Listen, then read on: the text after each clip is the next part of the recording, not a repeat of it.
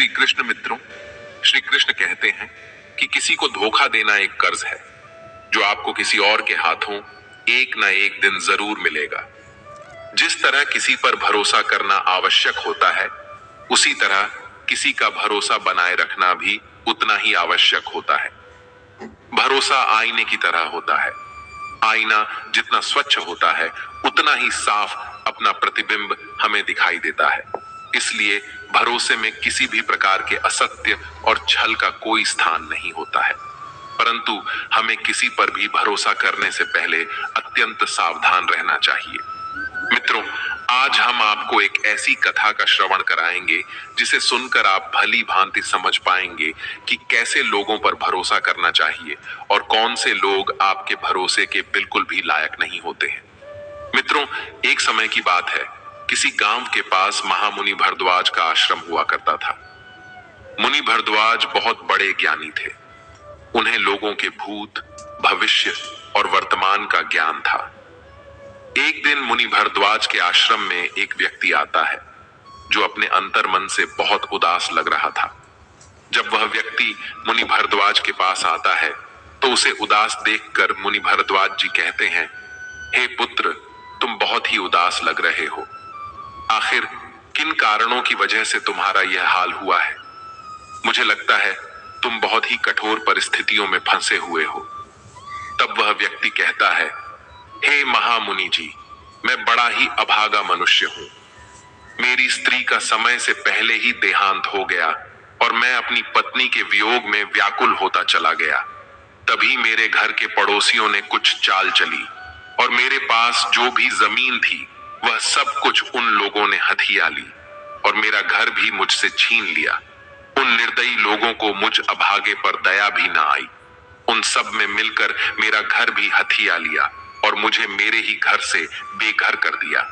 इसलिए ही मैं उदास हूं। उस इंसान की बात सुनकर महर्षि भारद्वाज कहते हैं, हे पुत्र, यह तो प्रकृति का खेल है। इस प्रकार के लोगों से बचने के लिए सबसे पहले तुम्हें 7 बातों को समझना होगा, अन्यथा हमेशा इसी प्रकार के व्यभिचार में तुम फंसते रहोगे। मैं तुमको एक कहानी सुनाता हूं। तुम इस कहानी को पूरा सुनना और जो बातें मैं तुमको बताऊंगा उसे तुम अपने जीवन में धारण करना। तब वह व्यक्ति महर्षि से कहता है, ठीक है महात्मा जी, आप वह कहानी सुनाइए, मैं उस कहानी को पूरा सुनूंगा। मित्रों, मैं आप सभी के लिए माता लक्ष्मी और भगवान नारायण श्री कृष्ण से प्रार्थना करता हूं कि जो भी मनुष्य इस वीडियो को पूरा देखेगा और भगवान श्री कृष्ण के नाम का कमेंट इस वीडियो में करेगा, उसका घर परिवार हमेशा धन दौलत से भरा रहेगा और उसके घर में हमेशा सुख शांति होगी। मित्रों, इसी आशय के साथ महर्षि भरद्वाज कहानी को सुनाना प्रारंभ करते हैं और कहते हैं कि आज से बहुत समय पहले की बात है। किसी देश में एक राजा हुआ करता था। उस राजा की 6 रानियां भी थीं। उस राजा का राज्य बहुत दूर दूर तक फैला हुआ था। वह राजा बहुत ही दयालु और धार्मिक प्रवृत्ति का था। वह हमेशा अपनी प्रजा को अपना परिवार समझता था और अपनी प्रजा की भलाई के लिए काम करता था। वह अपने राज्य की प्रजा को अपनी संतान की तरह मानता था। उस राजा के राज्य की प्रजा भी अपने राजा को बहुत प्रेम करती थी। उसके राज्य की सीमाएं बहुत दूर दूर तक फैली हुई थी। राजा के राज्य में प्रजा को किसी प्रकार का कोई भी दुख या तकलीफ नहीं थी, परंतु उस राजा की कोई संतान नहीं थी। इसी कारण से राजा को हमेशा यही चिंता लगी रहती थी। वह राजा संतान प्राप्ति के लिए एक एक करके 6 शादियां कर चुका था, परंतु अभी तक किसी भी रानी से उसे संतान का सुख नहीं मिला था। उसने बहुत कोशिश की लेकिन लाभ नहीं मिला। वह राजा अपने घर में पूजा पाठ करने के साथ साथ अपने राज्य के सभी मंदिरों में जाकर पूजा पाठ और यज्ञ के साथ बहुत ही दान धर्म करता था, परंतु फिर भी उसकी रानियां मां नहीं बन पाई। अब जैसे जैसे समय बीतता जा रहा था, उस राजा का दुख भी ज्यादा होता जा रहा था। कुछ दिन बाद एक समय ऐसा आया कि वह राजा बहुत ही दुखी हो गया।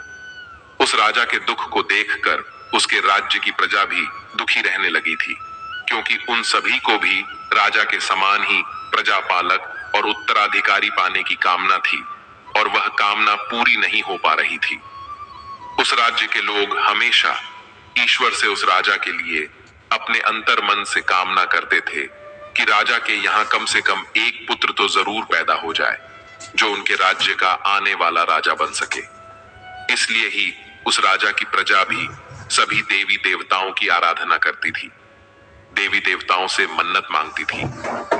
एक दिन की बात है, वह राजा जंगल में शिकार करने के लिए निकल जाता है। शिकार करते समय वह एक हिरण का पीछा करने लगता है, और हिरण का पीछा करते करते वह जंगल में काफी दूर निकल जाता है, परंतु फिर भी हिरण उसे नहीं मिलता है। वह हिरण न जाने कहां अपनी लंबी लंबी छलांग मारता हुआ उस जंगल में कहीं गायब हो गया था। वह राजा काफी देर तक हिरण को जंगल में इधर उधर ढूंढते रहा, लेकिन वह हिरण उन्हें कहीं नहीं मिला। काफी देर तक इस प्रकार घूमते घूमते उस राजा को बहुत जोरों की प्यास लग गई, और वह राजा भी अपने रास्ते से भटक चुके थे। फिर भी वह अश्व लेकर आगे जा रहे थे। चारों दिशाओं में घनघोर जंगल ही जंगल था। अचानक उन्हें कहीं से पानी की आवाज सुनाई दी। अब उस राजा ने सोचा कि लगता है शायद इधर कोई झरना है। वह राजा झरने की आवाज सुनते सुनते उसी आवाज की दिशा में चलने लगे। तभी कुछ दूर आगे जाने के बाद राजा को वह झरना दिखाई दिया। उस झरने के पास पहुंचकर राजा अपने अश्व से नीचे उतरे, और जैसे ही वह पानी पीने लगे, अचानक वहां पर उनको एक आवाज सुनाई दी। आप कौन हैं? और आपको दिखाई नहीं दे रहा है क्या? मैं यहां नहा रही हूं। आप यहां कैसे आ गए? राजा ने एकदम से चौंक कर पीछे देखा। सचमुच अपनी प्यास के आगे उन्हें दिखाई नहीं दिया कि एक लड़की उस झरने में नहा रही थी। उन्होंने जल्दी से अपनी आंखें दूसरी तरफ फेर ली और कहा, मुझे बहुत प्यास लगी थी, इसलिए मैं पानी पीने आ गया। कृपया आप मुझे क्षमा करें, मैंने आपको देखा नहीं था। यदि आप बुरा ना माने तो क्या मैं पानी पी सकता हूं? पानी पीने के बाद मैं यहां से चला जाऊंगा। वैसे भी मैं रास्ता भटक गया हूं। आप कौन हैं? और आप इतने घने जंगल में अकेली क्या कर रही हैं? मुझे तो बहुत ही ज्यादा प्यास लगी थी, और इस तरफ मुझे कुछ आवाज सुनाई दी तो मैं आ गया, और प्यासा इतना था कि कहीं और मेरा ध्यान गया ही नहीं। राजा के प्रश्न का उत्तर देते हुए वह लड़की कहने लगी, मैं यही पास के गांव में रहती हूं। मेरा तो यहाँ रोज का आना जाना लगा रहता है। मैं रोज आती हूँ और इसी झरने में नहाती हूँ। ये झरना और नदी जंगल के बीच में है, इसलिए यहाँ कभी कोई नहीं आया। मैं तो निश्चित होकर नहा रही थी। मुझे नहीं पता था कि आप यहाँ आ जाएंगे। आप मेरी तरफ पीठ करके पानी पी लीजिए और कुछ देर उधर रुक जाइए, मैं आपको रास्ता बता दूंगी। राजा पानी पीकर वहां से कुछ दूर जाकर एक पेड़ की छांव में उस लड़की की तरफ पीठ करके खड़ा हो गया और लड़की का इंतजार करने लगा। इधर वह लड़की जल्दी जल्दी नहाकर एक चट्टान के पीछे जाकर अपने कपड़े बदलने लगी। कुछ ही देर में वह वहां से निकलकर राजा के पास आ गई। राजा के पास आकर वह कहने लगी, आपको और पानी पीना है तो पी लीजिए। राजा ने कहा, नहीं नहीं, पानी तो मैंने पी लिया है। अब तुम मुझे अपना परिचय दो और मेरी मदद करो। तब वह कहने लगी, मैंने अपने घर ले जाने के लिए कुछ फल तोड़ कर रखे हैं। आपको भूख लगी होगी, आप उन्हें खा सकते हैं। क्या आप उन फलों को खाएंगे? अगर खाना चाहोगे तो मैं आपको दे दूंगी। यह कहकर वह राजा का जवाब सुने बिना ही टोकरी में रखे हुए फल निकालकर झरने के पानी में धोकर खाने के लिए राजा को देने लगी। राजा लगातार उस लड़की को देख रहा था। उसने देखा कि वह बार बार उससे फल लेने की जिद कर रही है। तब राजा ने उस लड़की से फलों को ले लिया और उससे पूछने लगा, क्या तुम नहीं खाओगी? अब वह कहती है, नहीं, आप अतिथि हैं, आप खाइए। राजा ने उससे कहा, अभी तक आपने अपने बारे में कुछ नहीं बताया है, मैं तुम्हारे बारे में भी जानना चाहता हूं। तब वह कहती है, मेरा नाम सावित्री है और मैं पास के गांव में ही रहती हूं। मेरे गांव का नाम बगत है। मेरे परिवार में सिर्फ मेरी माँ है। मेरी माँ और मैं, हम दोनों लोग वन से फल और लकड़ियां ले जाते हैं। और उन्हें बेचकर अपना गुजारा कर लेते हैं। और हाँ, एक और बात, मेरे घर के पास थोड़ी सी जमीन है। हम लोग उसमें कुछ अनाज और सब्जियां उगा लेते हैं। उन उगाई हुई सब्जियों को हम बाजार में बेच देते हैं, जिससे हमारा खर्चा चल जाता है। मैंने तो अपने बारे में आपको सब कुछ बता दिया है, परंतु आपने अभी अपने बारे में कुछ नहीं बताया कि आप कौन हैं। तब राजा ने एक पल के लिए कुछ सोचा और फिर वह बोला, जब मैं अगली बार तुमसे मिलने आऊंगा तब मैं तुम्हें बताऊंगा कि मैं कौन हूं। उस राजा ने यह भी कहा, मैं तुमसे मिलने इसलिए आऊंगा क्योंकि तुम्हें देखकर तुमसे बातें करने की इच्छा होती है। इसके बाद सावित्री हंसते हुए बोली, मैंने आपको बताया था कि मैं रोज यहां आती हूं। सुबह लकड़ियां ले जाकर मां को दे देती हूं, फिर फल लेकर जाती हूं। उसके बाद खाना खाकर हम सब्जी और फल बेचने के लिए बाजार जाते हैं। मैं आपको रोज इस समय पर ही यहां मिलूंगी, या फिर आप चाहें तो मेरे गांव में भी आ सकते हैं। उस लड़की की इतनी बातें सुनकर वह राजा वहां से चला गया और अपने राज्य को लौट आया। लेकिन राजा सावित्री पर मोहित हो गया था, इसलिए वह गहरी सोच में डूबा था। तभी उसके मंत्री ने राजा से पूछा, हे राजन, आप क्या सोच रहे हैं?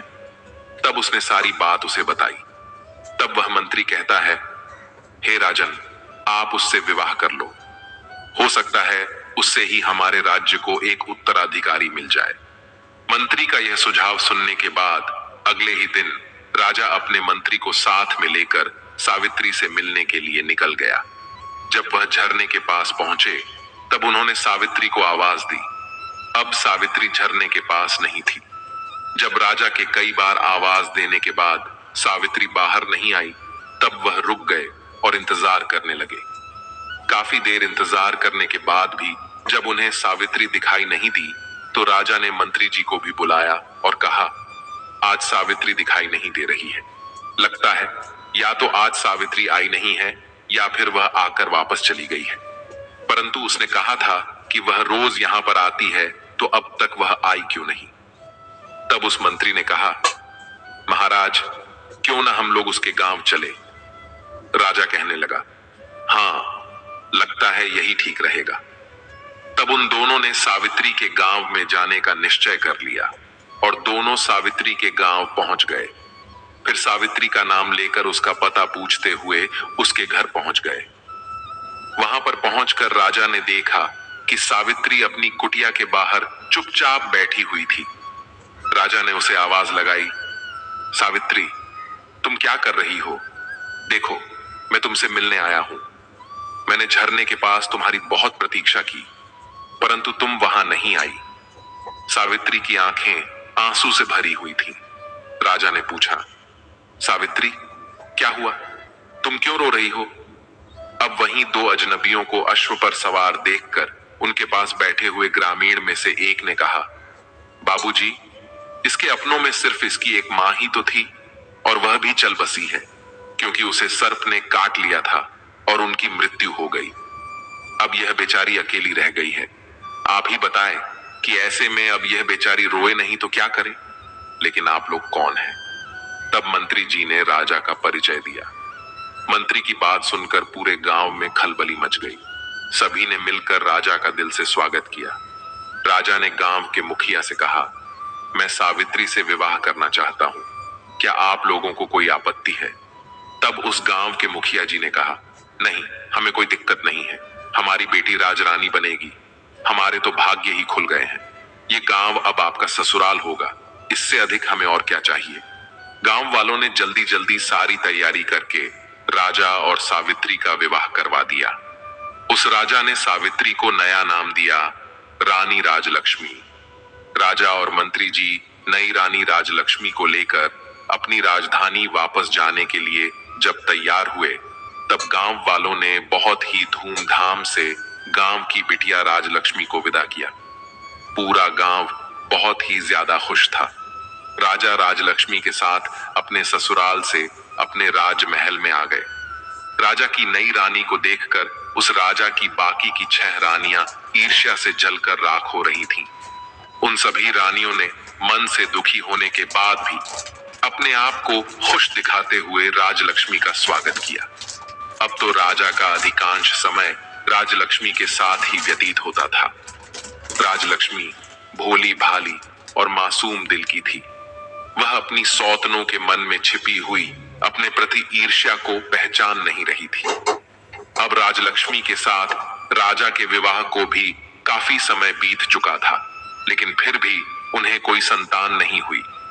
एक बार एक सन्यासी महात्मा उस राजा के राज्य से गुजर रहे थे। वह सन्यासी बहुत ही प्रसिद्ध थे। जब मंत्री जी को उन सन्यासी महाराज के बारे में पता चला तो वह राजा के पास आया और बोला, महाराज, एक सन्यासी हमारे राज्य में आए हैं। वह सन्यासी बहुत ही महान महात्मा है। क्यों न उन्हें राज दरबार में बुलाकर उनसे इस परेशानी का हल पूछा जाए। राजा मंत्री की बात से सहमत हो गए। अब उन्होंने सन्यासी महाराज को आदर के साथ महल में बुलाया। जब वे महात्मा महल में पहुंचे तो राजा ने उनका बहुत आतिथ्य सत्कार किया और उन्हें अपनी परेशानी के बारे में बताया। राजा ने अपनी सभी रानियों को भी राज दरबार में ही बुला लिया। महात्मा ने उस समय कुछ भी न कहते हुए राजा से कुछ दिन महल में रुकने की आज्ञा मांगी, जिसे राजा ने खुशी खुशी स्वीकार कर लिया। राजा ने अपने सेवकों को आज्ञा दी कि महात्मा जी के रहने का उचित प्रबंध किया जाए। राजा ने अपनी सभी रानियों से भी कहा कि महात्मा जी का पूरा आतिथ्य सत्कार होना चाहिए। सभी 6 रानियों ने महात्मा के फटे पुराने वस्त्र देखे तो उन्हें घिन आने लगी। उन्हें अच्छा नहीं लगा कि वे सभी महात्मा के फटे वस्त्रों की ओर देखें। जब भी राजा उन्हें महात्मा जी का कोई कार्य करने को कहते थे, तब वह किसी न किसी बहाने से उन साधु महात्मा की सेवा करने से इनकार कर देती थी। लेकिन सबसे छोटी रानी राजलक्ष्मी उन महात्मा का पूरा सत्कार किया करती थी। शायद वह जंगल में पली होने के कारण इस बात का कोई घमंड नहीं रखती थी कि वह इस राज्य की रानी है। उसने अपना पूरा मन लगाकर उन महात्मा की सेवा की। कुछ दिनों बाद जब महात्मा जाने के लिए तैयार हो गए, तब जाने से पहले उन्होंने सभी को आशीर्वाद दिया। अंत में सबसे छोटी रानी राजलक्ष्मी को उन्होंने अपने पास बुलाकर कहा, बेटी, तुमने मेरी बहुत सेवा की है, मेरा बहुत ध्यान रखा है। बहुत जल्द ही तुम्हें सुंदर संतान की प्राप्ति होगी और इस महल में बच्चों की आवाज सुनाई देगी। यह सुनकर राजा और रानी राजलक्ष्मी बहुत खुश हो गए। उन्हें इस प्रकार आशीर्वाद देकर महात्मा चले गए। सचमुच कुछ ही दिनों के भीतर छोटी रानी गर्भवती हो गई। कुछ ही दिनों में राजलक्ष्मी ने राजा को शुभ समाचार दिया कि वह पिता बनने वाले हैं। रानी गर्भवती हो गई है। यह समाचार सुनने के बाद राजा की खुशी का तो कोई ठिकाना न था। अब राजा रानी राजलक्ष्मी का और भी ज्यादा ध्यान रखने लगे थे। उन्होंने राजलक्ष्मी को किसी तरह की कोई तकलीफ ना हो, यह सोचकर राजमहल में सभी दास दासियों को राजलक्ष्मी की इच्छा पूरी करने के निर्देश दे दिए। उन्होंने कुल गुरु को भी यह निर्देश दिया कि वह प्रतिदिन रानी को धार्मिक और प्रेरक कहानी सुनाए। रानी के गर्भवती होने का समाचार जब राज्य में फैला, तब पूरे राज्य में खुशी की एक लहर फैल गई। उस राज्य में सभी लोग खुशियां मनाने लगे। चारों तरफ बधाइयों की धूम मची थी। सभी लोग खुश थे कि राज्य को वारिस मिलने वाला है। परंतु 6 रानियां तो जलकर राख हो गई थीं। यह 6 की 6 रानियां आपस में विचार करने लगीं कि अब क्या होगा। अब तो वह सब यही सोच रही थीं कि छोटी रानी तो पहले से ही राजा को बहुत प्यारी है। बच्चा होने के बाद तो इसका और अधिक ध्यान रखा जाएगा। यह कल की आई हुई औरत पटरानी हो जाएगी।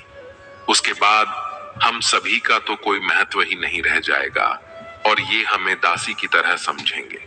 इस तरह से वे आपस में सलाह करके हमेशा रानी राजलक्ष्मी को परेशान करने का प्रयास करती थी, परंतु उनका कोई भी प्रयास सफल नहीं हो पाता था।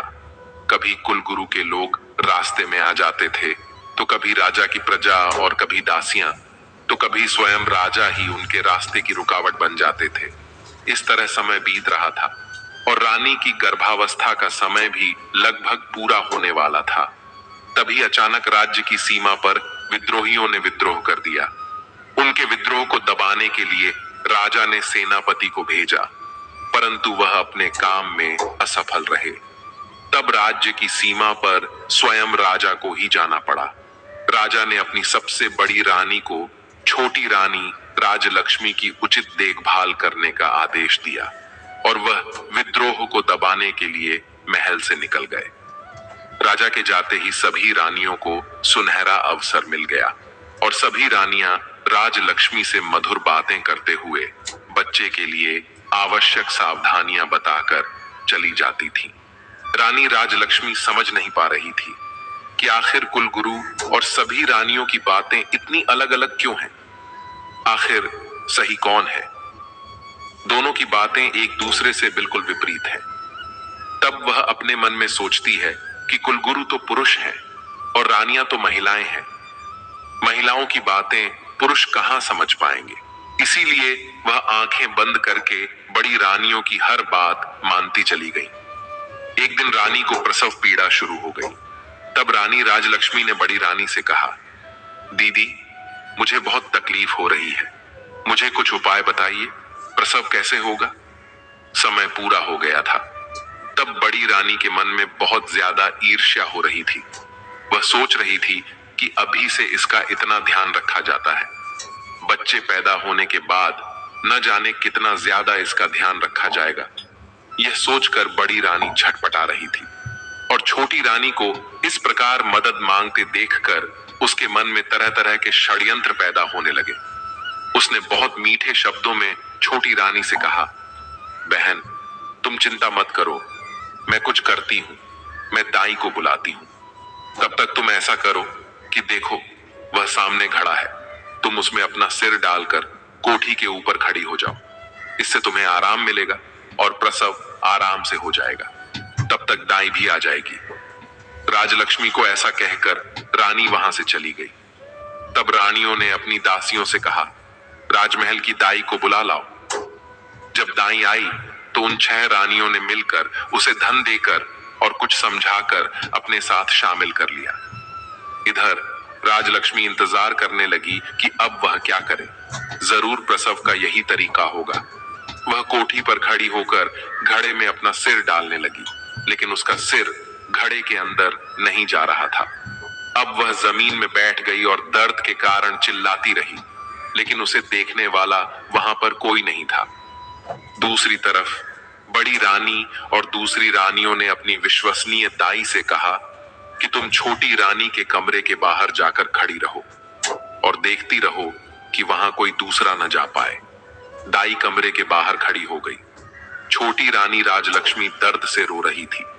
भगवान की कृपा से छोटी रानी ने एक एक करके 7 बच्चों को जन्म दिया। रानी राजलक्ष्मी ने 6 लड़के और 1 लड़की को जन्म दिया, जिससे रानी राजलक्ष्मी को बहुत ज्यादा तकलीफ हो रही थी। इसी कारण रानी राजलक्ष्मी बेहोश हो गई। यह देखकर दाई ने जल्दी से अपनी बड़ी रानी को बुलाया और सभी बच्चों को उन्हें दिखाया। बड़ी रानी के साथ सभी छोटी रानियां भी वहां आ चुकी थीं। वह सभी यह देखकर हैरान थीं कि छोटी रानी ने एक साथ 7 बच्चों को जन्म दिया है और सभी बच्चे बिल्कुल स्वस्थ और तंदुरुस्त हैं। उन्होंने उस दाई से कहा, तुम जल्दी से जाओ और कुछ ईंट पत्थर के टुकड़ों को लेकर आओ। अब दाई जल्दी से ईंट पत्थर के टुकड़ों को लेकर आ गई। इसके बाद बड़ी रानी ने दाई से कहा, तुम यहां से इन सभी बच्चों को ले जाओ और जंगल में ले जाकर इन्हें मारकर जमीन के नीचे दफन कर देना। हमने जो तुम्हें सोना, चांदी और सिक्के देने का वादा किया है, वह बहुत जल्दी ही तुम्हें मिल जाएंगे। दाई बहुत खुश हो गई और वह सभी बच्चों को लेकर वहां से चली गई। उसके जाने के बाद सभी रानियों ने मिलकर वहां से बच्चों के होने के सारे निशान साफ कर दिए। बच्चों के स्थान पर उन्होंने ईंट पत्थर के टुकड़े वहां रख दिए। साथ ही उस घड़े को तोड़कर उसके टुकड़े भी वहां पर रख दिए। इसके बाद सभी रानियां अपने कमरे में आ गईं। कुछ देर बाद वहीं दाई वापस उनके पास पहुंच गई। तब बड़ी रानी ने उससे पूछा, क्या हुआ? क्या तुमने उन्हें मारकर जमीन में दबा दिया है या नहीं? तब दाई ने कहा, जी, मैंने उन्हें मारकर दफना दिया है। दाई की इस बात को सुनने के बाद सभी रानियां बहुत खुश हुईं और उन्होंने दाई को इनाम के रूप में बहुत सारे सोने चांदी के सिक्के देकर विदा किया। इस प्रकार अपना सारा काम पूरा करने के बाद सभी रानियां छोटी रानी राजलक्ष्मी के पास आईं और उसके ऊपर पानी के छींटे मारकर छोटी रानी को होश में लाई। रानी राजलक्ष्मी के होश में आने के बाद वह बहुत कमजोर महसूस कर रही थी। उसने सभी रानियों से पूछा, मेरे बच्चे कहाँ हैं और मुझे लड़का हुआ है या लड़की? तब उन रानियों ने पत्थरों की ओर इशारा करते हुए कहा, यह देखो, तुमने इन पत्थरों को जन्म दिया है। छोटी रानी राजलक्ष्मी यह सुनकर आश्चर्यचकित थी। यह ऐसा कैसे हो सकता है कि मैंने ईंट और पत्थरों को जन्म दिया है? छोटी रानी के पास ईंट और पत्थर पड़े हुए थे। उसने रोते हुए कहा, ईंट और पत्थर ऐसा कैसे हो सकता है? नहीं, यह नहीं हो सकता। बच्चा तो जरूर हुआ होगा। अब सभी रानियों ने कहा, तो क्या हमने उसे कहीं छुपा दिया है? यही तो है जिसे तुमने जन्म दिया है। तब उन रानियों ने पत्थर के टुकड़ों को एक थैली में भर दिया और अब राजा के आने की प्रतीक्षा थी। छोटी रानी बहुत ही आश्चर्यचकित और परेशान थी। वह समझ नहीं पा रही थी कि ऐसा कैसे हो सकता है कि मैंने पत्थरों को जन्म दिया है। कुछ समय बाद राजा भी युद्ध जीतकर अपने नगर को वापस आ गए। उनके स्वागत में भव्य तैयारी की गई, परंतु लोगों के चेहरे पर वह उमंग, वह खुशी नहीं दिख रही थी जिसकी उन्होंने कल्पना की थी। राजा अब राजभवन में आए तो पटरानी सहित सभी रानियों ने उनका स्वागत किया। छोटी रानी राजलक्ष्मी का चेहरा उदास था, परंतु दूसरी रानियां बहुत खुश दिखाई दे रही थीं। राजमहल में ऐसा माहौल देखकर राजा को बहुत आश्चर्य हुआ। छोटी रानी का उदास मुख देखकर उन्होंने पूछा, रानी राजलक्ष्मी, क्या बात है? आप दुखी नजर आ रही हैं। इस पर छोटी रानी राजलक्ष्मी के कुछ भी कहने से पहले ही बड़ी रानी ने जवाब दिया, महाराज, वह दुखी कैसे नहीं रहेंगी? इसका भेद जो खुल गया है। रानी की बात को सुनकर उस राजा को कुछ समझ नहीं आया, तो उसने बड़ी रानी से पूछा, आपके कहने का मतलब क्या है? रानी राजलक्ष्मी को प्रसव हुआ कि नहीं? तब बड़ी रानी ने झूठ मूठ दुख का दिखावा करते हुए कहा, महाराज, आप तो चले गए थे, लेकिन हमें तो बहुत बड़े धोखे में रखा गया। इस रानी राजलक्ष्मी ने ईंट पत्थर को जन्म दिया है और ईंट पत्थर इन्हीं के कमरे में रखे हुए हैं। आप जाकर स्वयं देख लीजिए। पटरानी राजा को रानी राजलक्ष्मी के कक्ष में लेकर गई और उन्हें ईंट और पत्थरों के टुकड़े दिखाए। राजा ईंट और पत्थरों को देखकर आश्चर्यचकित थे। उन्होंने कहा, यह कैसे हो सकता है? मानव गर्भ से यह ईंट और पत्थर कैसे पैदा हो सकते हैं? बड़ी रानी कहने लगी, महाराज, वही तो हम भी कह रहे हैं कि इसने हमारे साथ गर्भवती होने का नाटक किया था। हम भी तो उम्मीद लगाए बैठे थे कि हमें राज्य का वारिस मिलेगा। इसके साथ ही हमें भी तो माता होने का सौभाग्य प्राप्त होगा, परंतु ऐसा कुछ भी नहीं हुआ। बड़ी रानी के इस प्रकार कहने पर राजा को उसकी बातें ठीक लगी। राजा को भी लगा कि रानी ने सभी को धोखा दिया है। अब राजा क्रोध से भरकर रानी राजलक्ष्मी की ओर पलटे और पूछा, बताइए रानी, आपने हमें इतना बड़ा धोखा क्यों दिया? मेरे साथ छल करने की आपकी हिम्मत कैसे हुई? यदि आप ऐसा नहीं करती तो हम इसे विधि का विधान मानकर संतोष कर लेते कि हमारे भाग्य में संतान सुख है ही नहीं। लेकिन आपने तो हमें हमारे जीवन की सबसे बड़ी आशा दिखाकर हमारी आशा पर पानी फेर दिया। हम तो आपके मासूम चेहरे पर मोहित होकर आपको अपनी रानी बनाकर लेकर आए थे। हमने आपको इतना प्यार और सम्मान दिया, परंतु आप उस सम्मान के योग्य नहीं हैं। आपने हमें धोखा देने से पहले हमारे बारे में एक बार भी नहीं सोचा। हमें आपसे ऐसी उम्मीद बिल्कुल भी नहीं थी। हमने आप पर कितना भरोसा किया और आपने हमारे साथ इतना बड़ा धोखा किया। आपने हमें जिंदगी के इतने बड़े सपने को सच होने की उम्मीद दिखाई। अगर आप उम्मीद नहीं दिखाती तो कोई बात नहीं, हमें कोई तकलीफ नहीं थी। लेकिन आपने जो छल हमारे साथ किया है, उसका दंड तो हम आपको अवश्य देंगे। आज से आप हमारी रानी नहीं बल्कि महल की नौकरानी होंगी। जाइए, हमारे सामने से अभी चली जाइए, वरना क्रोध में मैं न जाने क्या कर बैठूं। राजा के ऐसे शब्द सुनकर छोटी रानी बहुत दुखी हुई, लेकिन वह कुछ नहीं कर सकती थी। वह उस कक्ष से बाहर चली गई और एक तरफ बैठकर रोने लगी। इस घटना के बाद तो राजमहल में छोटी रानी का जीवन बहुत मुश्किल से होकर गुजरने लगा था। सभी रानियां राजलक्ष्मी के साथ बहुत गंदा व्यवहार करती थीं। महल की नौकरानियों से भी अधिक उससे काम कराया जाता था। उन्हें महल की सफाई के काम में लगा दिया गया। रानी राजलक्ष्मी बहुत दुखी हो गई और उस कारण उसके दिन बहुत ही दुख के साथ गुजर रहे थे। रानियों की क्रूरता हर दिन के साथ ज्यादा होती जा रही थी, पर वह सब कुछ सहने के अलावा क्या कर सकती थी। उनके पास कोई ऐसा सबूत नहीं था जिससे वह अपनी गर्भावस्था को प्रमाणित कर पाती। वह जानती थीं कि वह सच में गर्भवती थीं।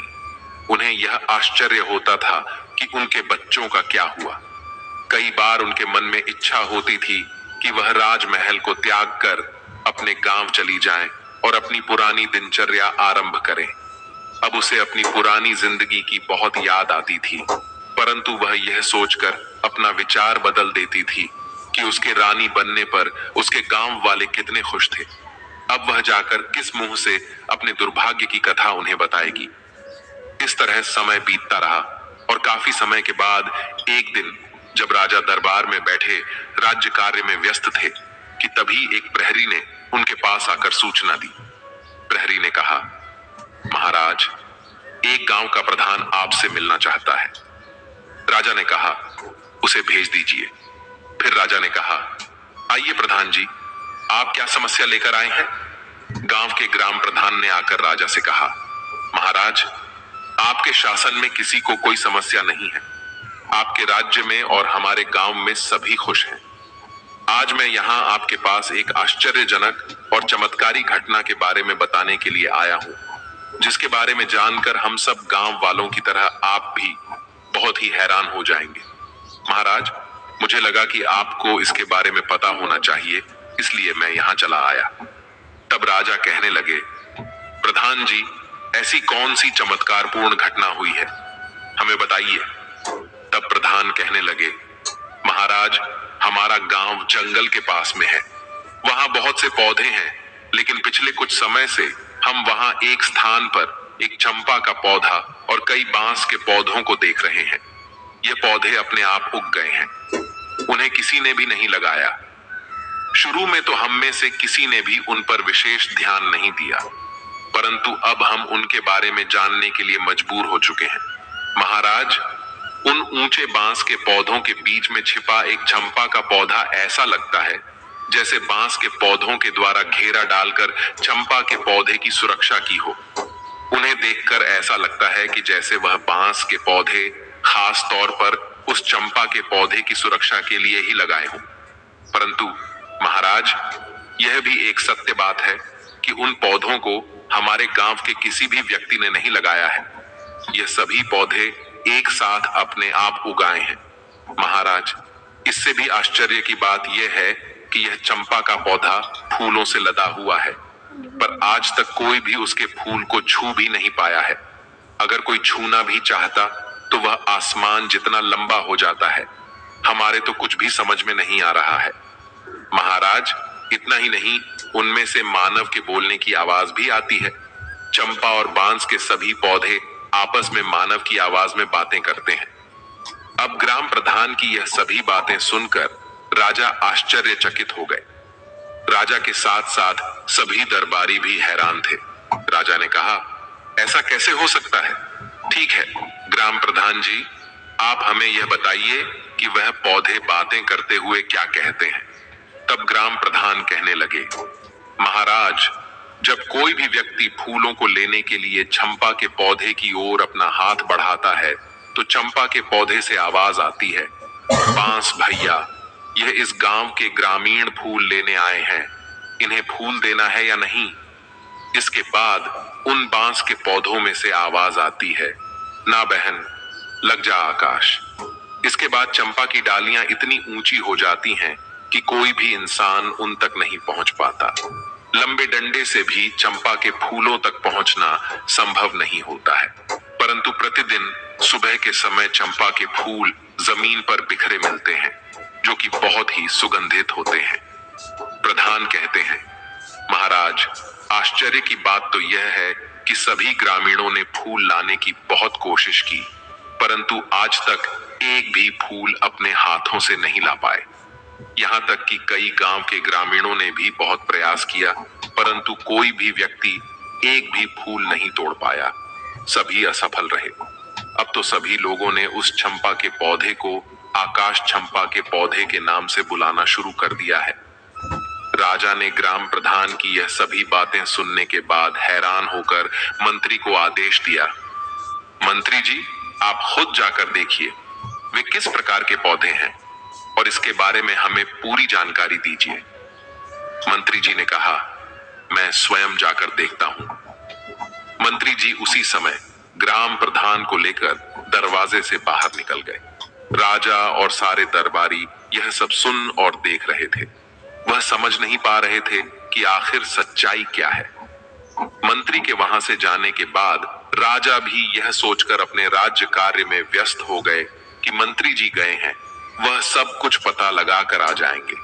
राजमहल से निकलकर जब मंत्री जी ग्राम प्रधान जी के साथ उन पौधों के पास पहुंचे तो सभी ग्रामीण भी वहां पर इकट्ठा हो गए। सुबह का समय था। मंत्री जी, ग्राम प्रधान और गांव के लोग उस चंपा के पौधे के पास पहुंच चुके थे। वहां पहुंचते ही चंपा के फूलों की गंध उनके नाक में प्रवेश कर गई। चंपा की सुगंध से वे सम्मोहित हो गए। चंपा के पौधे के पास पहुंचकर मंत्री जी ने देखा कि ग्राम प्रधान के बताए अनुसार वहां पर एक चंपा का पौधा था और कई बांस के पौधे थे।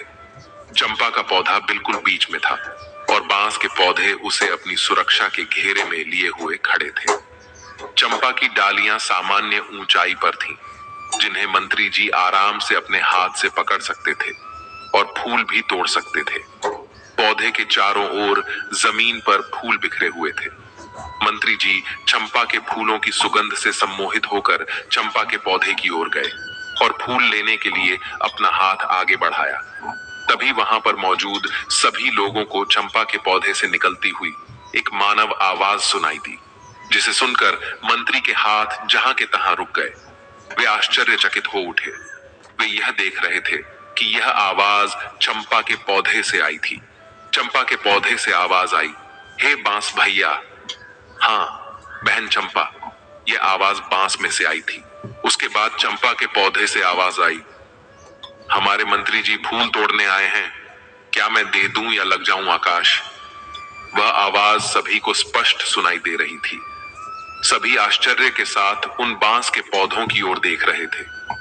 तभी उन बांस के पौधों में से एक साथ आवाज आई, जो बिल्कुल साफ सुनाई दे रही थी। ऐसा लग रहा था जैसे 5-6 लोग एक साथ बोल रहे हों। इन आवाजों को सुनकर मंत्री जी आश्चर्यचकित हो गए। ऐसा लग रहा था जैसे उनके हाथों के साथ साथ उनका दिमाग भी सुन्न हो गया हो। वे सभी बांस से कह रहे थे, ना बहन चंपा, लग जा आकाश। ये वही मंत्री जी हैं जिन पर हमारी माँ की जिम्मेदारी थी, लेकिन इन्होंने अपनी जिम्मेदारी पूरी नहीं की, इसलिए इनके सामने झुकना नहीं, एक भी फूल का स्पर्श इन्हें नहीं करने देना। इसीलिए बहन चंपा, लग जा आकाश।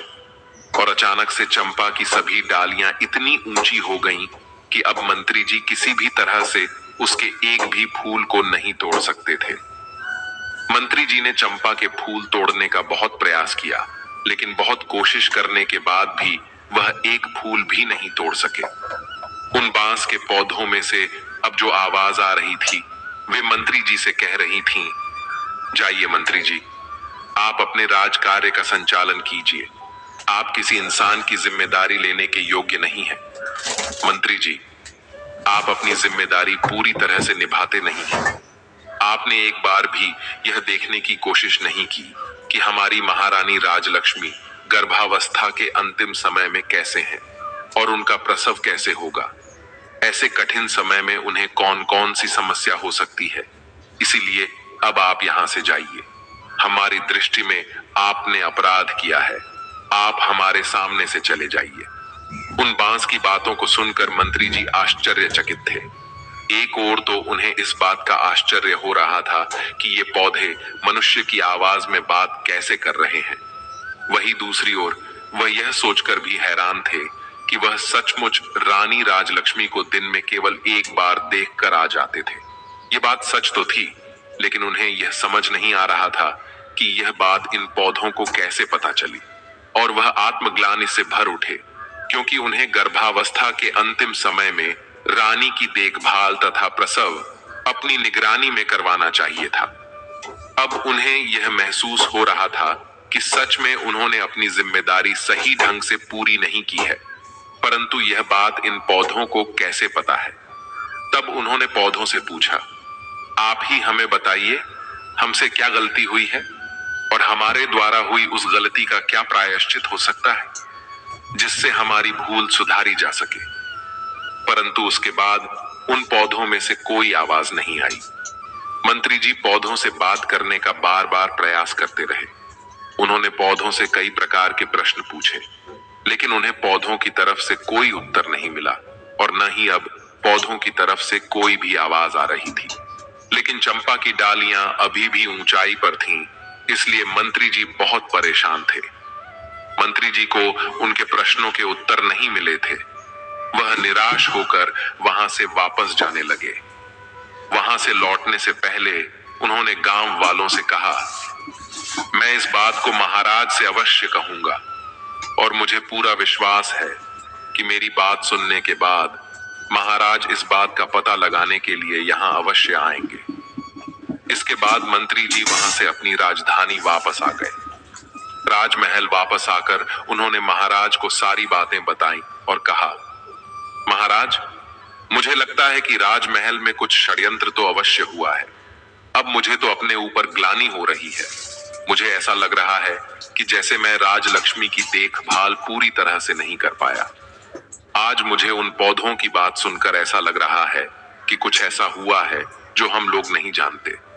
कुछ तो बहुत ही गलत हुआ है जिसका हमें नहीं पता है, परंतु उन पौधों को इसके बारे में सब कुछ पता है। मैंने अपनी तरफ से उन पौधों से सब कुछ जानने की पूरी कोशिश की, लेकिन उन्होंने मुझे कुछ नहीं बताया। महाराज, मेरा आपसे अनुरोध है कि आप एक बार अवश्य वहां चले और स्वयं देखें। हो सकता है वह चंपा का पौधा आपको सारी बातें बता देगा। मंत्री की पूरी बात ध्यान पूर्वक सुनकर राजा ने कहा, ठीक है, हम स्वयं चलेंगे और अपने साथ अपनी रानियों को भी लेकर चलेंगे। हम सारे लोग वहां चलकर देखेंगे। परंतु वह राजा राजलक्ष्मी को नहीं ले जाना चाहता था। अब उन मंत्री जी को कुछ समझ नहीं आ रहा था कि अब वह क्या करे। उन्होंने फिर से कोशिश करते हुए महाराज से कहा, महाराज, यदि आप राजलक्ष्मी की सूरत नहीं देखना चाहते तो ना देखें, लेकिन उन्हें अपने साथ अवश्य लेकर चलें। क्योंकि महाराज, मुझे लगता है राजमहल में कुछ षड्यंत्र तो अवश्य हुआ है और उसका पता हमें नहीं चल पाया है। महाराज, मुझे दुख है कि अनजाने में मैं भी इस षड्यंत्र में शामिल हो गया हूं। इसलिए तो चंपा और बांस ने मुझे जिम्मेदारी नहीं निभाने वाला इंसान कहा और साथ ही वह मुझसे बहुत ही नाराज लग रहे थे। हे महाराज, आप मेरी इतनी सी बात को मानकर मुझ पर उपकार कीजिए। हो सकता है इससे मुझे अपनी भूल सुधारने का अवसर ही मिल जाए और मेरे किसी अनजाने पाप का प्रायश्चित हो जाए। मंत्री की भावनाओं को समझते हुए महाराज ने कहा, ठीक है मंत्री जी, अगर आप राजलक्ष्मी को साथ ले जाना चाहते हैं तो ले जा सकते हैं, लेकिन इतना ध्यान रहे कि वह मेरी नजरों के सामने ना आने पाए। अगर वह मेरे सामने आ गई तो मैं बर्दाश्त नहीं करूंगा, क्योंकि उसने मुझे इतना बड़ा धोखा दिया है, इसलिए मैं उसे अपने सामने नहीं देख सकता। इस प्रकार राजा और मंत्री के बीच चंपा के पौधे के पास जाने का दिन और समय तय हो गया। अब राजा और मंत्री के वहां जाने की तैयारी होने लगी। निश्चित दिन पर और समय पर राजा अपनी रानियों के साथ चंपा के फूलों का रहस्य जानने के लिए निकल पड़े। आगे रथ में स्वयं उनकी पटरानी तथा पीछे 5 रानियों की पालकी थी। उनके कई प्रमुख सभा सदस्य भी उनके साथ जा रहे थे। राजा के आदेश के अनुसार छोटी रानी राजलक्ष्मी को सभी के साथ जाना था, परंतु मंत्री जी ने उनके जाने की व्यवस्था अपने परिवार के साथ की थी और पूरे सम्मान सहित एक पालकी में अपने परिजनों के साथ उनकी यात्रा सुनिश्चित की। मंत्री जी को अब भी अपने आप पर ग्लानि हो रही थी कि उन्होंने गर्भ की अवस्था में रानी की पूरी तरह से देखभाल नहीं की थी और उन्होंने रानी के प्रसव की सही व्यवस्था नहीं की थी। उन्हें पूर्ण विश्वास हो गया था कि रानी ने राजा को धोखा नहीं दिया है, उनके साथ छल हुआ है। राजा की सवारी अब गांव की तरफ चल दी और गांव के पास आकर एक वन में रुक गई। गांव के बाहर गांव की सीमा पर पड़ाव डाला गया। गांव के ग्रामीण राज्य परिवार के स्वागत में जुट गए। अगले दिन सुबह यह काफिला चंपा के पौधे के पास जा पहुंचा और सभी लोग उनके चारों ओर घेरा डालकर बैठ गए। आज भी चंपा के फूल जमीन पर बिखरे हुए थे और उनमें से निकल रही मनमोहक सुगंधित हवा पूरे वातावरण को सुगंधित कर रही थी। चंपा की सुगंध से वहां उपस्थित सभी लोग प्रफुल्लित हो रहे थे। अब राजा भी उस चंपा के पौधे का रहस्य जानने के लिए बेताब थे। सभी 6 रानियां राजा के पास खड़ी थीं, परंतु सिर्फ छोटी रानी राजलक्ष्मी उनके पास न होकर मंत्री जी की पत्नी के साथ खड़ी थी। तभी एक रानी ने महाराज से कहा, महाराज, यदि आपकी आज्ञा हो तो मैं कुछ फूलों को तोड़कर ले लूं। मुझे इसकी खुशबू से बहुत अच्छा लग रहा है। राजा ने कहा, हाँ रानी जी, क्यों नहीं, आप अवश्य फूल लीजिए। तभी दूसरी रानी ने कहा, महाराज, मेरी भी फूल तोड़ने की बहुत इच्छा हो रही है। इनकी सुगंध इतनी अच्छी है कि मैं अपने आप को रोकने में असमर्थ हूं। आप आज्ञा दें तो मैं भी कुछ फूल तोड़ लाऊं। तब महाराज ने दोनों को आज्ञा दे दी। जब दोनों रानियां फूलों के पास गईं और उन्होंने चंपा के फूलों को तोड़ने के लिए अपना हाथ आगे किया, तभी चंपा के फूलों से आवाज आई, रानी आप रुकिए, आप हमारी आज्ञा के बिना इस तरह हमारे फूल नहीं तोड़ सकती। आवाज को सुनते ही रानी के हाथ जहां थे वहीं रुक गए। आसपास बैठे सभी लोग भी इस आवाज को सुनकर डर गए। तभी चंपा के पौधे से आवाज आई, बांस भैया, हमारी सौतेली माँ हमारे फूल लेने आई हैं। मैं टूटूं या लग जाऊं आकाश। तब बांस के पौधे में से आवाज आई, बहन चंपा, लग जा आकाश, ये तो तुम्हें छूने के योग्य भी नहीं है। क्या तुम्हें याद नहीं कि इन्होंने हमारी माँ के साथ कैसा अत्याचार किया है? इसीलिए बहन, इनके बारे में मत सोचो और लग जाओ आकाश के साथ। तुरंत ही चंपा की डालियां ऊपर उठने लगी और आकाश को छूने लगी। निराश होकर महारानी वापस आकर अपने स्थान पर खड़ी हो गई। इसी प्रकार से चौथी, तीसरी और फिर दूसरी रानी भी हार मानकर अपने स्थान पर बैठ गई।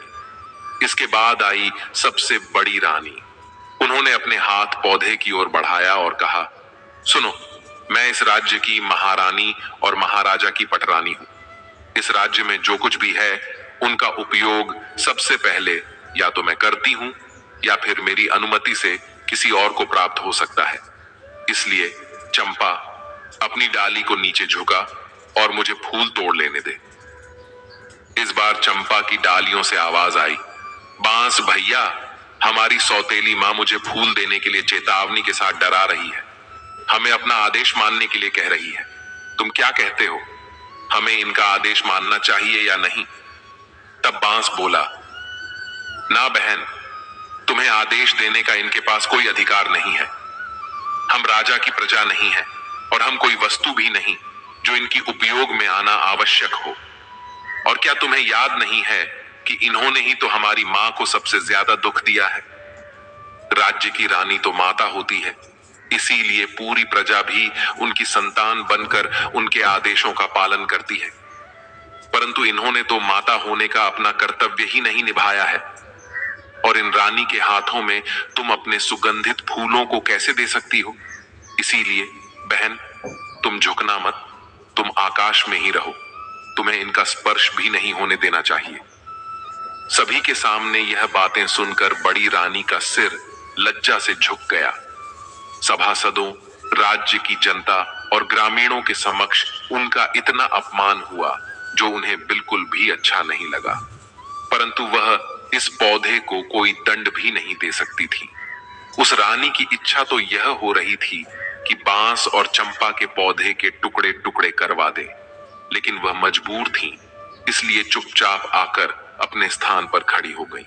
अब चंपा के फूल वापस पहले की तरह सामान्य ऊंचाई पर आ गए। अब राजा खुद उठे और फूल तोड़ने के लिए आगे आए। जब उन्होंने चंपा के पौधे के पास जाकर फूल लेने की कोशिश की, तभी चंपा के पौधे से आवाज आई, नहीं महाराज, आप यह भूल कभी मत कीजिएगा। आपको फूल तोड़ने से रोकने के लिए मैं अपने भैया से अनुमति नहीं लूंगी। यदि भैया अनुमति दे भी देंगे तो भी मैं आपके हाथों में नहीं आऊंगी। इसीलिए आप अपने हाथ पीछे ही रखिए और फूल लेने का विचार त्याग दीजिए। राजा आश्चर्यचकित होकर उनकी बातों को सुनने लगे। आखिर ऐसा क्या हुआ कि उन्हें रोकने के लिए चंपा अपने भाइयों से भी अनुमति नहीं लेगी और बिना अनुमति के ही उन्हें रोक दिया। उन्होंने पूछा, मैं इस देश का राजा हूं, तुम मुझे यह बताओ कि जब मैंने कभी भी किसी के साथ अन्याय नहीं किया है। मैं अपनी प्रजा को अपनी संतान मानता हूं और संतान की तरह उनकी देखभाल भी करता हूं। मैंने कभी किसी पशु पक्षी को भी तकलीफ देने की नहीं सोची। फिर तुम ऐसा क्यों कर रही हो? इस बार चंपा के पौधे ने हंसते हुए आवाज दी, आप अपनी पूरी प्रजा को संतान मानते हैं, परंतु आप उन बातों पर विश्वास करते हैं जो दूसरे लोग मन से बनाकर जो भी बातें आपसे कह देते हैं, आप वह मान लेते हैं। आप स्वयं कभी भी सच्चाई जानने की कोशिश नहीं करते। आपने प्रजा को संतान माना, लेकिन आपने अपनी संतान की खोज खबर करने की कभी भी कोशिश नहीं की। आपने कभी यह जानने की कोशिश नहीं की कि आपकी अपनी संतान कहाँ है, आपकी अपनी संतान कैसी है। आप ही बताइए, क्या आपने यह सब जानने का प्रयास किया है? आप अपने राज्य की सुरक्षा करने की बात करते हैं, लेकिन आप तो अपनी गर्भवती पत्नी की सुरक्षा नहीं कर पाए। आपने एक सच्ची स्त्री का विश्वास नहीं किया और उन्हें धोखेबाज कहकर नौकरानी बना दिया। इस प्रकार हमारी मृत्यु के षड्यंत्र में आप भी शामिल हो गए। महाराज, जब आप अपनी पत्नी को ही सुरक्षा नहीं दे पाए तो आप किसी और को क्या सुरक्षा दे पाएंगे? तब राजा ने कहा, मैंने कौन सी गलती की है, मुझे बताइए। तब चंपा के पौधे ने कहा, यह जानने का अधिकार आपको नहीं है, इसीलिए आप वापस जाएं और अपने राज्य का संचालन करें, युद्ध लड़े। आपकी प्रजा आपकी संतान अवश्य है, लेकिन उस प्रजा की संतान की देखभाल करने के कारण आप अपनी संतान, अपने होने वाले बच्चों की रक्षा नहीं कर पाए। इसलिए आप यहां से जाइए। अब राजा के पास कहने के लिए कोई शब्द नहीं थे, इसलिए वे अपने स्थान पर चुपचाप खड़े हो गए। उन्हें कुछ भी समझ में नहीं आ रहा था कि क्या है पूरी सच्चाई। अब मंत्री जी ने राजा से कहा, महाराज, अब आप यदि आदेश दें तो हम छोटी रानी राजलक्ष्मी को एक बार फूल तोड़ने के लिए पौधे के पास भेज दें। राजा कुछ उत्तर देते, उससे पहले ही सबसे बड़ी रानी बोल उठी, मंत्री जी, जो फूल महाराज के हाथों से भी नहीं टूटे, वह इस धोखेबाज के हाथों से कैसे टूटेंगे? मंत्री जी ने प्रश्नवाचक दृष्टि से महाराज की ओर देखा। चंपा के पौधे से अब तक हुई इतनी बातों से राजा के मन में भी अब संदेह पैदा होने लगा था। उनके मन में कहीं ना कहीं यह विचार आने लगा था कि रानी राजलक्ष्मी के साथ सच में कोई षड्यंत्र तो नहीं हुआ था। उन्होंने अपनी शंका दूर करने का निर्णय लिया और फिर उन्होंने राजलक्ष्मी को फूल तोड़ने के लिए मंत्री जी को अनुमति दे दी। राजा ने मंत्री को अनुमति देते हुए कहा, ठीक है मंत्री जी, आप रानी राजलक्ष्मी को चंपा के पौधे के पास ले जाइए। अब सारी रानियां डर गईं कि कहीं हमारी पोल न खुल जाए। ये सब हो क्या रहा है, उनके कुछ भी समझ में नहीं आ रहा था। अब मंत्री जी रानी राजलक्ष्मी को फूल तोड़ने के लिए कहते हैं। अब राजलक्ष्मी देखती हैं कि चंपा के पौधे की डालियां आकाश में काफी ऊंचाई पर हैं। यह देखकर वह कहती हैं, मंत्री जी, मेरे हाथ वहां इतनी ऊंचाई पर कैसे पहुंचेंगे? मंत्री जी ने कहा, रानी जी, आप एक बार वहां पर जाकर तो देखिए। आपसे पहले इतने लोगों ने कोशिश की है, इतने लोग तो अभी तक फूल को तोड़ नहीं पाए और अभी आपने देखा कि महाराज भी फूल नहीं तोड़ पाए। इसीलिए आप घबराइए मत। यदि आपसे भी नहीं टूटेगा तो क्या हुआ, छोड़ दीजिएगा, लेकिन आप चलिए तो सही। जब मंत्री जी ने रानी को इस प्रकार समझाया तो रानी हिम्मत करके चलती हुई चंपा के पौधे के पास आई। उसने अपने हाथ बढ़ाकर चंपा के पौधे के तने को छुआ और उसे बहुत प्यार से सहलाया। रानी को ऐसा लगा कि जैसे उसे कोई सुख मिल रहा है। वह पौधे को सहला रही थी, तभी पौधे से आवाज आई, बांस भैया सुनो। अब आवाज थोड़ी रूंधी हुई थी। तब बांस ने कहा, बहन चंपा, तुम रो क्यों रही हो? चंपा ने कहा, हमारी माँ फूल लेने आई हैं। उन्होंने मुझे बहुत प्यार से स्पर्श किया है। उनके प्रथम कोमल स्पर्श से मैं आनंदित हो गई हूँ, इसलिए मेरा हृदय भावुक हो गया है और आज मैं द्रवित हो गई हूँ। आप मुझे आदेश दें कि अब मैं क्या करूं। मेरी तो इच्छा हो रही है कि मैं अपनी माँ के चरणों में अपने सारे फूल समर्पित कर दूं। इस पर सभी बांस के पौधों से एक साथ आवाज आई, हाँ बहन चंपा, बिल्कुल सही है। तुम्हारा दिल जो कह रहा है वही करो। माँ के चरणों में तो स्वर्ग है, माँ के चरणों का स्पर्श कर लो। इस आवाज के साथ ही सभी ने बहुत ही हैरानी से देखा कि सारी डालियां झुककर रानी के चरणों को छूकर रानी राजलक्ष्मी के चारों ओर फैल गईं। उसके ऊपर चंपा के फूलों की वर्षा हो रही थी। रानी राजलक्ष्मी के सर से पांव तक चंपा के पुष्प भरे हुए थे और रानी आंसू बहाते हुए चंपा की डालियों को अपने हाथों से पकड़कर सहला रही थी। रानी राजलक्ष्मी की आंखों से आंसू बहने लगे। यह देखकर सभी राज कर्मचारी, सभासद और ग्रामीण भावुक हो गए। सबकी आंखों से आंसू बहने लगे। राजा ने उन पौधों से पूछा, तुम ये बताओ कि तुम कौन हो? तुम देखो, नर हो या कोई अन्य प्राणी हो? तुमने किसी को भी अपने फूलों को छूने नहीं दिया, परंतु अब छोटी रानी की बाहों में तुम पुष्प वर्षा कर रहे हो। इसका क्या मतलब है? इसके पीछे क्या कारण है?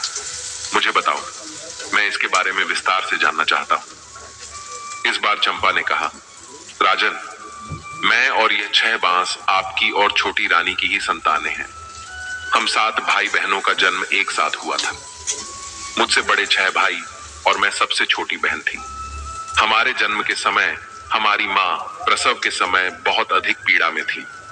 हमारी माँ ने आपकी पटरानी और इस राज्य की महारानी से अपनी सहायता करने के लिए निवेदन किया, तो पटरानी ने हमारी माँ को कोठी पर चढ़कर एक घड़े में मुंह में डालकर खड़ी होने के लिए कहा था, जिसके कारण मेरी माँ ने जो पानी पीने का घड़ा था उसमें अपना सिर डालने की कोशिश की, लेकिन उसका मुंह भी छोटा होने के कारण उनका सिर तो अंदर नहीं गया, परंतु मेरी माँ की परेशानी और बढ़ गई। इस दर्द को देखने के बाद भी उनकी सहायता करने के लिए कोई नहीं आया और हम 7 भाई बहनों का जन्म हुआ। तब महारानी ने तो सोचा था कि हमारी माँ घड़े में अपने सिर को रखकर कोठी पर खड़ी रहेगी और ऊंचाई से हमारा जन्म होगा और ऊंचाई से गिरने के कारण हमारी मृत्यु हो जाएगी, परंतु ऐसा नहीं हो सका और हम सब जीवित रहे।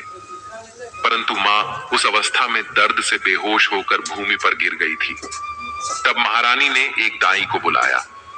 महारानी ने उस दाई को पैसों का लालच देकर हमें मारकर जंगल में जमीन में दबाने के लिए कह दिया। इसके बाद कुछ ईंट पत्थर के टुकड़ों को हमारी माँ के पास रख दिया, जिससे हमारी माँ को पता ही नहीं चला कि हम लोगों ने जन्म लिया था। वह कभी भी समझ नहीं पाई कि उनके बच्चे आखिर गए तो कहाँ गए। आपने भी दूसरों की बातों पर विश्वास करते हुए उन्हें धोखेबाज कहा। इसके बाद राजा ने पूछा, जब तुम लोगों को मारकर जमीन में दबा दिया गया था तो फिर तुम लोग पौधे कैसे बन गए? महाराज, ईश्वर की लीला बड़ी ही विचित्र है। जब दाई हमें लेकर आई तो अचानक जोरों की आंधी आ गई। वह दाई तो हमें मारकर राजमहल के बगीचे में ही दबाना चाहती थी, परंतु राजमहल के बगीचे में उसे ऐसा करते हुए कोई देख न ले, इसी डर की वजह से वह हमें लेकर इस वन में चली आई। यहाँ आने पर जब वह कुदाल से मिट्टी खोद रही थी, तभी आकाश मार्ग से परियों की रानी अपनी सखियों के साथ वन भ्रमण के लिए आ रही थी। जब उनकी दृष्टि हम पर पड़ी तो उन्होंने हमें उठा लिया और दाई ने महल में जाकर महारानी से झूठ बोल दिया कि उसने हमें मारकर जमीन के अंदर दबा दिया है, क्योंकि उसे डर था कि सच्चाई जानकर महारानी उसे मरवा देंगी। दाई के वहां से जाने के बाद परियों की रानी ने मेरे 6 भाइयों को बांस में बदल दिया और मुझे चंपा के फूल का पौधा बना दिया। उनकी कृपा से हमें सभी बातें याद हैं और हम सभी को पहचान कर उनके अनुसार अपना व्यवहार कर पा रहे हैं और मानव की आवाज में बोल पा रहे हैं। तब राजा कहने लगा, तो क्या तुम लोग अपने असली रूप में नहीं आ सकते? तब चंपा ने कहा, महाराज, हम अपने असली रूप में आ सकते हैं। अगर हमारी माँ सभी पेड़ों से एक एक पत्ती ले और मेरे पौधे से एक पत्ती ले, फिर इन सभी 7 पत्तियों को एक गोले में रखकर परियों की रानी का नाम लेकर प्रार्थना करेगी और कहेगी, हे परी रानी, मेरे बच्चे मुझे वापस कर दो, तो हम सभी वापस अपने असली रूप में आ जाएंगे। उसकी बात सुनते ही रानी राजलक्ष्मी ने बांस और चंपा के पौधों से एक एक पत्ती ली और उन्हें गोले में सजाया। फिर स्वयं उनके समक्ष बैठ गई और हाथ जोड़कर पूरी श्रद्धा के साथ बोली, हे परी रानी, मैं पूरी जिंदगी आपकी सेवा करूंगी, आपकी पूजा करूंगी, फिर भी आपके उपकार का मैं प्रतिकार नहीं कर पाऊंगी। आपने मेरे ऊपर इतना बड़ा उपकार किया है, आपने इतने दिन मेरे बच्चों को संभाल कर रखा, अब कृपया इन्हें मेरे आंचल में डाल दो। मां परी रानी, मुझे मेरे बच्चों से मिला दो। तभी वहां से बांस के पौधे और चंपा का पौधा विलुप्त हो गए और लगभग 5 वर्ष की एक बालिका और 5 वर्ष के 6 बालक वहां पर उपस्थित हो गए, जिसे देखकर रानी और राजा ने आगे बढ़कर अपने सभी बच्चों को अपनी बाहों में समेट लिया। रानी राजलक्ष्मी की तो हिचकियां ही बंद नहीं हो रही थीं, वह तो रोए जा रही थीं। राजा भी बच्चों को अपने सीने लगाकर अपनी आंखों से आंसुओं वर्षा कर रहे थे। गांव की जनता, सभासद, सभी रानियां बिल्कुल मौन होकर यह दृश्य देख रहे थे। कुछ देर के बाद जब राजा ने वहीं पर अपना दरबार लगा दिया, तो उन्होंने आदेश दिया कि सभी 6 रानियां रानी बनने के योग्य नहीं हैं। इसीलिए आज से और अभी से मैं इनका परित्याग करता हूं। छोटी रानी राजलक्ष्मी को इतने दिन जो कष्ट सहन करने पड़े, उसके लिए मैं उनसे क्षमा मांगता हूं और उन्हें अपनी पटरानी बनाता हूं और राजकुमारी की हत्या के षड्यंत्र रचने के लिए दोषी मानते हुए मैं बड़ी रानी को मृत्यु दंड देता हूं। महाराज ने अपने महामंत्री से कहा, मंत्री जी, मेरे आदेश का तुरंत पालन किया जाए। रानी राजलक्ष्मी, जो अब तक अपने बच्चों को अपनी बाहों में समेटे अपने सीने से लगाए हुई बैठी आंसू बहा रही थी, उन्होंने अचानक से अपना सिर उठाया और कहा, महाराज, आज मेरे लिए प्रसन्नता का बहुत बड़ा दिन है, क्योंकि आज मेरे बच्चे मुझे वापस मिल गए। आज के इस प्रसन्नता भरे दिन पर मैं किसी के लिए कालिमा का दिन नहीं लाना चाहती। इसीलिए आपसे मेरा एक अनुरोध है, आप मेरा यह अनुरोध स्वीकार कर लीजिए कि बड़ी रानी को मृत्यु दंड मत दीजिए, अन्यथा इनका दोष हमारे बच्चों, हमारे राज्य और राज्य की जनता पर हमेशा के लिए ग्रहण की तरह छाया रहेगा। इसलिए महाराज, इन्हें क्षमा कर दीजिए। राजा ने कहा, रानी, आपका दिल बहुत विशाल है, परंतु मैं सबको क्षमा तो नहीं कर सकता हूं, इसलिए इन्हें क्षमा दान तो नहीं दिया जा सकता, परंतु आपके अनुरोध पर इनका दंड कुछ कम करके आजीवन कारावास में बदल सकता हूं। जब तक यह जिंदा रहेंगी, कारावास में रहेंगी। इस कारावास में इन्हें एक समय का भोजन मिलेगा, परंतु कारावास के बाहर ये एक पल के लिए भी निकल नहीं पाएंगी। यही इनका दंड होगा। इसके बाद राजा और रानी राजलक्ष्मी ने सभी ग्रामीणों को अपनी तरफ से कई उपहार दिए और सभी मंत्रियों और दास दासियों के साथ राजधानी लौट आए। आते समय दृश्य बदल चुका था। राजा के साथ रथ में रानी राजलक्ष्मी और बच्चे रथ पर सवार थे और 6 रानियां बंदी की अवस्था में सैनिकों के बीच चलती हुई पैदल राजमहल की ओर आ रही थीं।